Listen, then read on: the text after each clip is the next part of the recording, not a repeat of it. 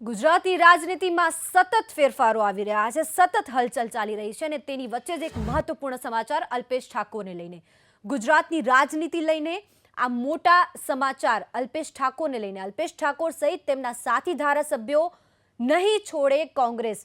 છેલ્લા 3 દિવસથી ચર્ચા ચાલી રહી છે. લાંબા સંઘર્ષ માટે અલ્પેશ ઠાકોરની તૈયારી છે. સંવાદદાતા દીક્ષિત ઠકરાર પાસે વધુ અપડેટ્સ મેળવીએ. દીક્ષિત, જણાવો શું છે વધુ મહત્વપૂર્ણ જાણકારી?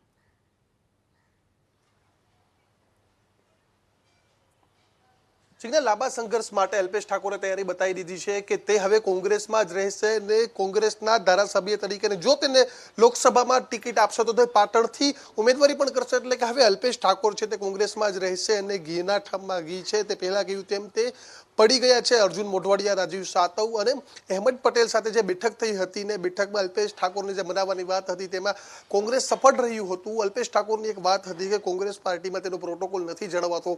તેમાં અહેમદભાઈ કીધું છે કે પાર્ટી જોઈ લેશે, પરંતુ હાલ જે લોકસભાની ચૂંટણી છે તેમાં તૈયારીમાં લાગી જવાની પણ વાત કરી હતી. ને જે તમામ લોકસભાની ચૂંટણીને લઈને 8 કમિટીઓ બનાવવામાં આવી છે, તમામ કમિટીમાં અલ્પેશ ઠાકોર હવે સક્રિયતાથી કામ કરશે. ને ઉત્તર ગુજરાતની જે સીટો છે કે સાબરકાંઠા છે, બનાસકાંઠા છે, પાટણ છે, મહેસાણા છે કે જે તમામ સીટો પર પાટીદાર સહિત ઠાકોર મતદારોનું પણ એટલું જ પ્રભુત્વ છે અને તે અલ્પેશ ઠાકોર ની પ્રભુત્વ વળી બેઠકો છે. એટલે કે તમામ બેઠકો ઉપર તૈયારીઓ શરૂ કરી દેવાનું કહ્યું છે કે અલ્પેશ ઠાકોર હવે કોંગ્રેસમાં જ રહેશે. જે રીતે એકતા યાત્રા કાઢી હતી ને ત્યારબાદ વાત આવી રહી હતી ને જો